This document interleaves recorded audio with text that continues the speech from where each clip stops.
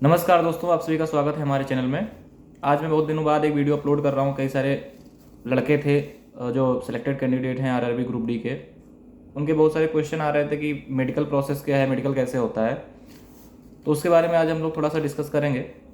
RRB 2018 में मेरा चयन हुआ था, तो 2019 में मार्च या अप्रैल में मेरा मेडिकल हुआ था। तो उस टाइम का मेडिकल प्रोसीजर जो था उसके बारे में आज हम लोग थोड़ी सी बात करेंगे। तो सबसे पहले हम लोगों को सुबह बुला लिया गया था मेडिकल के लिए लोको हॉस्पिटल इलाहाबाद में। मेरा सिलेक्शन मैंने एनसीआर डिवीज़न से फॉर्म डाला था इलाहाबाद से। लोको हॉस्पिटल इलाहाबाद में बुलाया गया था सुबह सुबह मेडिकल के लिए। तो वहाँ सबसे पहले 10 बजे डॉक्टर आए थे। तो सबसे पहले ब्लड सैंपल लिया गया था सभी कैंडिडेट का। ब्लड सैंपल लेकर के ब्लड टेस्ट हुआ था। उसके जस्ट बाद सभी का नंबर वाइज चेस्ट का एक्सरे किया गया था, सीने का पूरा एक्सरे कर लिया गया था।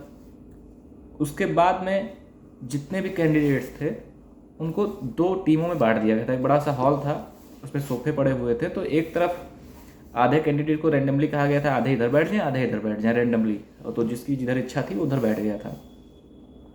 फिर 2 डॉक्टर बुलाए गए थे।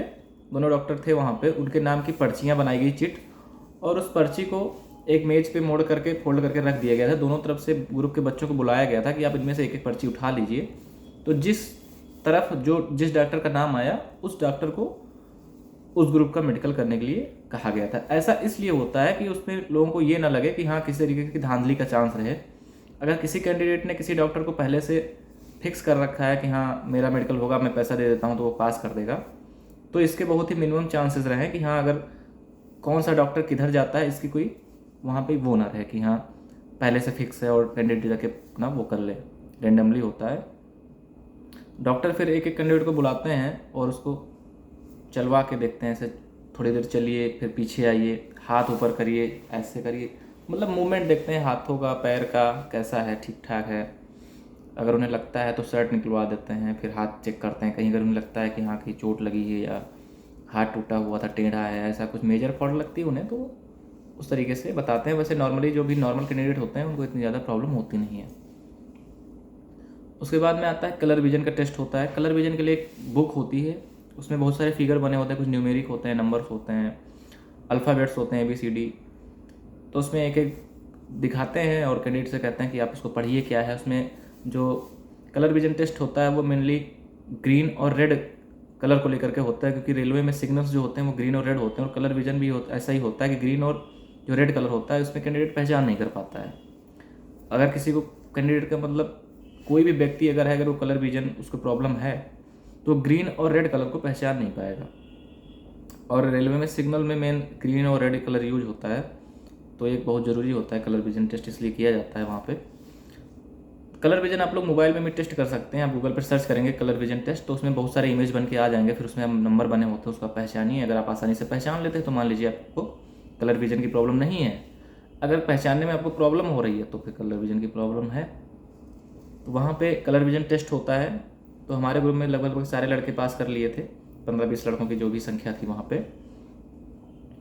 उसके बाद में फिर आई साइट चेक होती है, दृष्टि परीक्षण होता है। उसके लिए एक बड़ा सा हॉल होता है, उसमें ले जाया जाता है कैंडिडेट को। अंधेरा होता है, बहुत हल्की सी लाइट होती है, उसमें एक सी बना होता है।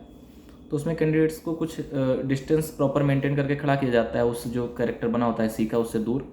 और उसमें फिर उसमें घूमता रहता है, वो इधर उधर घूम जाता है। सी एक उस पर बना होता है डिब्बे में। तो उसमें पूछा जाता है कि इसका मुंह किधर खुला हुआ है, इधर है तो इधर का हाथ उठाइए, अगर लेफ्ट साइड में है तो लेफ्ट का, राइट में है तो राइट का।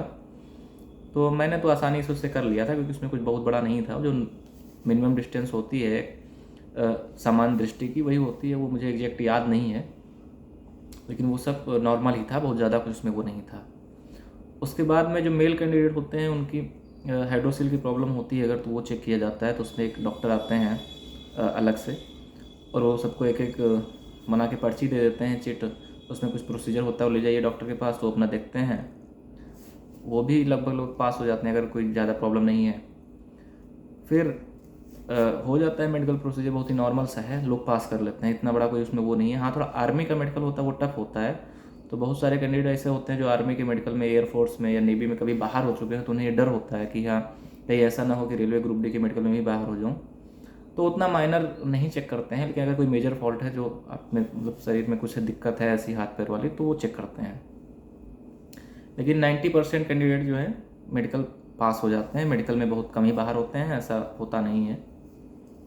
तो आप सभी लोग जिनका मेडिकल है, आप लोग अच्छे से मेडिकल दीजिए, और मैं ईश्वर से प्रार्थना करता हूँ आप सभी लोग जल्दी से सिलेक्ट होकर भारतीय रेलवे का हिस्सा बनिए, अपने देश की सेवा करिए। आप सभी को बहुत बहुत शुभकामनाएं। धन्यवाद। जय हिंद।